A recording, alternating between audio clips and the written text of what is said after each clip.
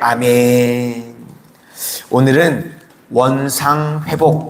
원상회복이라는 제목으로 하나님의 말씀을 증거하도록 하겠습니다.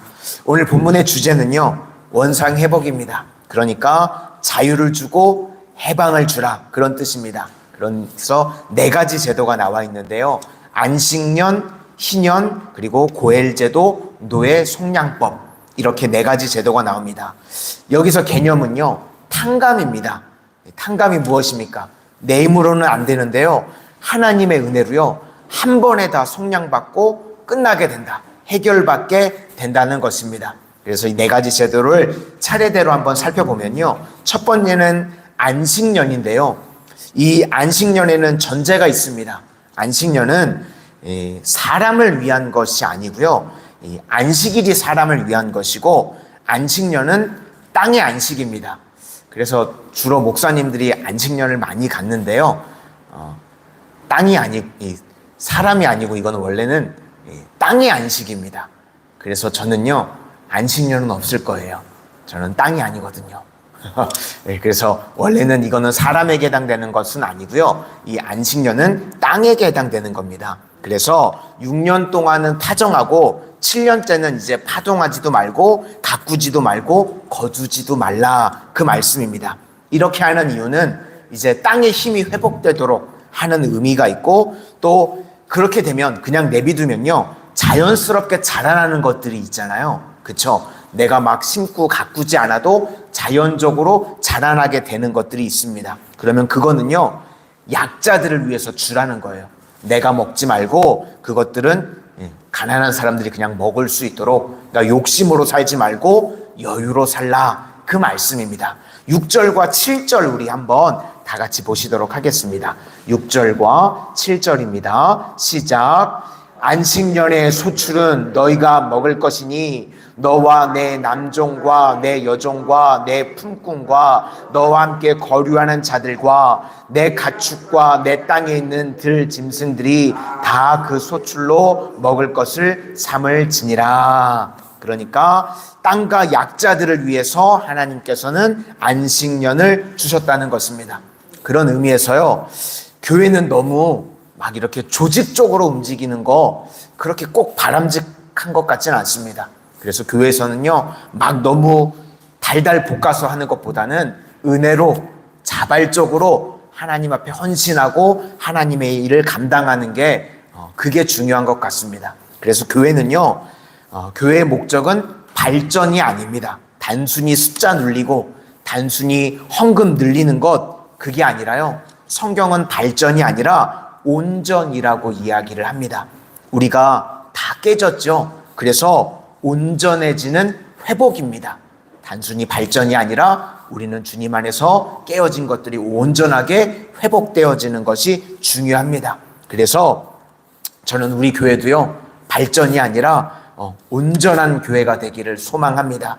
여호와께 성결, 그것이 바로 온전입니다. 우리가 주님 앞에 온전해지면요, 능력은 하나님께서 주시는 줄로 믿습니다. 그래서 내 힘으로 발전하는 교회가 아니라 우리가 주님 보시기에 성결함으로 온전해지면요, 주님께서 능력도 주시고 회복시켜 주시는 은혜가 우리 각 심령 가운데, 우리 교회 가운데 부어지기를 소망합니다. 두 번째는요, 이제 희년인데요, 8절부터 22절까지인데 안식년을 7번 지내고 나면 이제 49년이 되겠죠. 그러면 그 다음에 50년째에도 안식년을 또 하라는 겁니다. 그게 바로 희년입니다. 그렇게 되면요, 우리가 소득이 없는 게 몇 년이 되냐면 49년, 50년, 그리고 50년부터들 일 안 했었으니까 51년까지 3년 동안 소득이 없게 되겠죠. 일을 안 했으니까. 그런데 이 3년 동안 하나님 앞에 믿음으로 맡기는 겁니다. 이게 가능한 이유가 무엇인가? 하나님께서요, 복 주시겠다고 말씀하십니다. 3년 동안 일을 안 함에도 불구하고 3년 동안 먹고 남을 수 있도록 하나님께서 복 주시겠다, 그렇게 말씀하십니다. 21절을 한번 보시도록 하겠습니다. 21절입니다. 시작. 내가 명령하여 여섯째 해에 내 복을 너희에게 주어 그 소출이 3년 동안 쓰기에 족하게 하리라. 이제 방식은 희년이 해당되는 해의 탕감입니다. 우리에게 원상회복과 치유와 해방을 주신다. 8절부터 10절까지도 한번 보시겠습니다. 8절부터 10절입니다. 시작. 너는 7 안식년을 계수할지니 이는 7년이 7번인즉 안식년 7번 동안 곧 49년이라.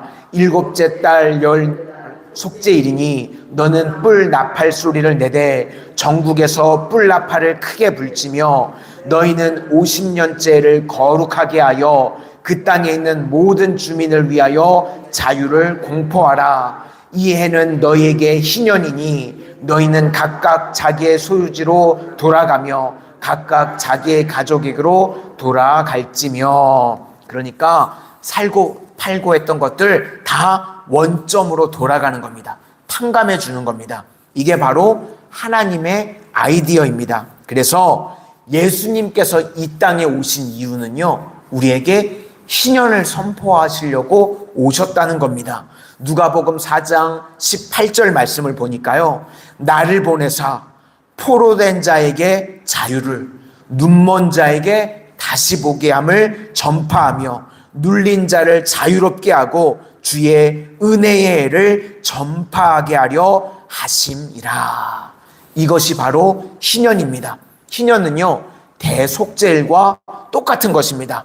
탕감, 한 번에 다 끝내주고 해결해 주신다. 우리에게 주님께서 자유를 주시기 위해서 오셨다는 것입니다. 그래서 우리도 주님 안에서 모든 죄를 다 한 번에 해결받고 탕감받은 줄로 믿습니다. 이 은혜, 이 흔연, 이 복음, 이걸 알지 못하는 자들에게도 증거할 수 있는 믿음의 백성들 다 되시기를 소망합니다. 세 번째는 고엘 제도인데요. 23절부터 38절까지 나오는데 이 말씀이 룻기서에 가장 많이 나오는 것 같습니다. 여기서 기업을 물은다라고 하는 것은 이 바둑 두실 때요, 잘못 떠가지고 한 분만 물러줘, 이런 겁니다. 물을 수 있다, 물러달라는 것, 매매했던 것을요 다시금 돌릴 수 있다는 겁니다. 왜 그런가 하면요, 땅을 파는 사람들 보면 가난한 사람들이 땅을 팔겠죠. 그래서 룻기에도 나오미가 땅을 팔아먹고 돌아갔습니다. 그때 그 땅을요 이제 자기가 다시 살 수 있는 여력이 되면 무조건 다시 내가 다시 땅 사서 왔습니다, 그러면 다시 팔아야 된다는 겁니다. 그래서 이 세 가지 조건이 가능한데요, 자기가 다시금 살 수도 있고, 아니면 친척 중에 제일 가까운 사람이 있으면 내가 다시 땅을 사러 왔습니다, 그러면 무조건 되팔아야 되는 게 이 고엘 제도라는 겁니다. 예전에 뭐 이렇게 화투 치시는 분들 보니까요, 잘못 내면 낙장불입, 화투 치는 거 못 보셨군요.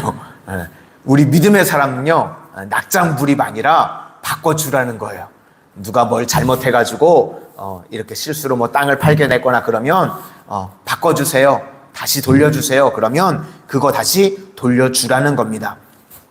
세 가지 방법, 친척을 통해서 바꿔줄 수도 있고, 또 본인이 다시금 회복이 되면 다시 바꿔줄 수도 있고, 그리고 안 되면 희년입니다. 50년째가 되면 무조건 다시 돌려주라. 그래서 하나님의 목적은요, 원상 회복의 목적이 있습니다. 그런데 물을 수 없는 예외가 두 가지가 있는데요, 지금으로 하면 이 도시 안에 있는 가옥, 이거는 고엘 제도에 해당이 안 되고, 또 하나는 이 레위인의 재산은 무조건 돌려줘라, 그 이야기입니다. 이게 왜 그런가 하면 고엘 제도를 악용할 수 있기 때문에 그렇습니다. 예를 들면 이 성벽 아니니까요, 도시잖아요. 그러니까 도시는 땅값이 비쌉니다. 예나 지금이나 비쌉니다. 그렇죠? 그래서 이 도시 안에 있는 성을 팔았는데, 집을 팔았는데, 그러면 개발이 되겠죠. 도시는 사람들이 많이 사니까. 그러면 개발이 되고 난 다음에 다시 돌려주세요. 그 머리 쓰는 사람들 그럴 수 있겠죠. 그래서 부당 이익을 취하려고 일부러 팔았다가 개발이 된 이후에 다시 돌려주세요. 그런 거 막으려고 그러는 겁니다. 고엘 제도는요, 이 악용하는 게 아니라 가난한 사람들을 위해서 하나님께서 주신 제도라는 겁니다. 29절과 우리 30절 한번 보시도록 하겠습니다. 29절과 30절입니다. 시작. 성벽 있는 성내의 가옥을 팔았으면 판지 만 1년 안에는 물을 수 있나니 곧 그 기한 안에 물으려니와 1년 안에 물으지 못하면 그 성 안의 가옥은 산자의 소로 확정되어 대대로 영구히 그에게 속하고 희년에도 돌려보내지 아니할 것이니라. 그리고 또 하나는 이 레위인들이 얻을 수 있는 땅은 도피성밖에 없는데요, 너무 가난해서 이걸 팔았으면 언제든지 돌려주라는 겁니다. 이건 뭐 예외적인 의미니까요, 큰 의미는 없는 것 같습니다. 마지막 네 번째는요, 노예 속량법입니다. 핵심은 같은 동족을요, 노예로 삼지 말라. 가난해서 팔려왔으면 형제처럼 잘 여겨주고 생활하다가 안식년이 되면 그냥 돌려보내주라는 것입니다. 이 말씀을 보면 우리나라를 생각하지 않을 수가 없는데요, 저는 개인적으로 조선시대 그렇게 좋게 생각하지 않습니다. 왜 그런가 하면 동족을 노예로 삼았던 시기이기 때문에 그렇습니다. 같은 동족을요, 조선시대에 노비로 삼았었죠. 그래서 많을 때는 보면요, 50%가 넘어갔었다고 합니다. 같은 민족이고 같은 동포인데 노예로 삼았습니다. 종모법 때문에 이렇게 됐다고 하는데요, 어머니가 노비면 태어난 자식이 무조건 노예였습니다. 그러니까 양반이 자기 자식을요, 이 노비로 재산으로 삼는 말도 안 되는 일들이 우리 민족 가운데, 우리나라 가운데 있었습니다. 그래서 홍길동전 이야기 같은 게 나왔죠. 아버지를 아버지라고 부를 수 없는 이런 말도 안 되는 일들이 벌어졌었습니다. 오늘 말씀에 이스라엘 백성들이 절대로 해서는 안 되는 일이 이겁니다. 동족을 노예로 삼아서는 안 된다. 사람을 내 재산을 증식을 위해서 이용해서는 안 된다. 그 말씀을 하고 계시는 것입니다. 하나님께서요, 우리 각 사람들에게 주신 힘이 있죠. 건강을 주신 분도 있고 물질을 주신 분도 있고 달란트를 주신 분도 다 있습니다. 그러면 그 주신 것들을 가지고 우리가 무엇을 해야 되는가? 우리는요, 주변에 있는 사람들을요, 풀어주고 속량하는 일을 해야 된다는 것입니다. 그것이요, 가장 잘할 수 있는 게 전도겠죠. 우리가요, 예수님으로 말미암아 죄 사함을 얻게 된 줄로 믿습니다.